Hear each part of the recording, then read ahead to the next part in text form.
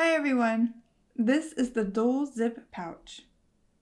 It has two separated zipper compartments.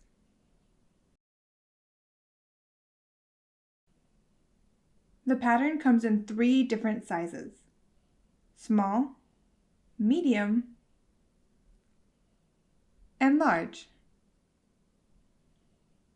A full-length video tutorial is included with this pattern, showing each step from start to finish. These zip pouches can be used for so many things. Here I am using it as a travel kit. The small one can hold earbuds and a cord.